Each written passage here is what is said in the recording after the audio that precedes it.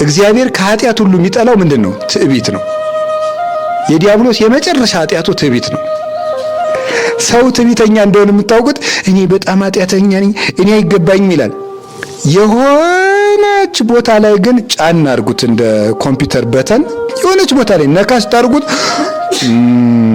ብሎ እንደ ነምር ማበጥ ይጀምራል ማለት ነው። እሺ ሰው ሲያመሰግነን ምንድነው ማድረግ ያለብን?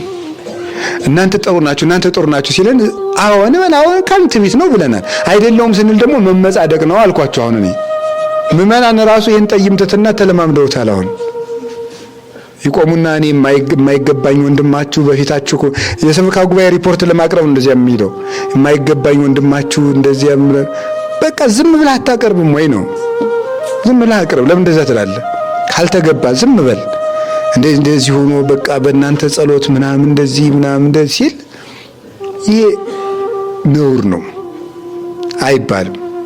ባፍትትና የለም እኔ እንደዚህ ነኝ አይባልም። ጌታ ምን እንዳለ ሰምታችሁታል? የማቴዎስ ወንጌል ምዕራፍ 11 ላይ እኔ በልቤ ትሁት ነኝ አለ። በምን ትሁት ነኝ አለ? በልቤ ትሁት ነኝ አለ። እኔን ምሰሉ፣ እኔ በልቤ ትሁት ነኝ። የክርስቶስ ትሕትናው በልቡ ነበረ።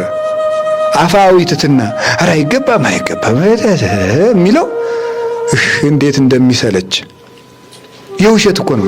ጤና ይስጥልኝ እዚህ ላይ ሰው ይቀመጡ፣ ኧረ ለኔ አይገባም ልብርር የሚያደርገው ይሄ ማለት ነው። እግዚአብሔርማ እንዴት እንደሚጠላው እኛን ሲሰለችን። አሁን አጠቃላይ የኛ እንዲሁ አሁን ትሕትና የሚመስለው ሁሉ ውሸት እኮ ነው። ሰው ትዕቢተኛ እንደሆነ የምታውቁት እኔ በጣም ኃጢአተኛ ነኝ፣ እኔ አይገባኝም ይላል። የሆነች ቦታ ላይ ግን ጫን አድርጉት፣ እንደ ኮምፒውተር በተን የሆነች ቦታ ላይ ነካስ ታርጉት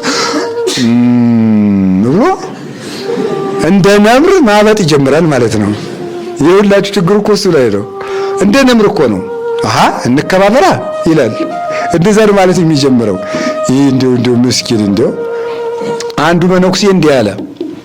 በጣም የበቃ አባት ነው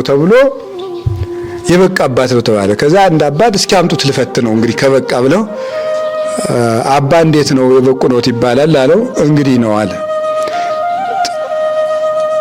ግን እማትረባ ሰው ነህ አለው። ስድብ ይሰድበው ጀመረ። ተቆጣ።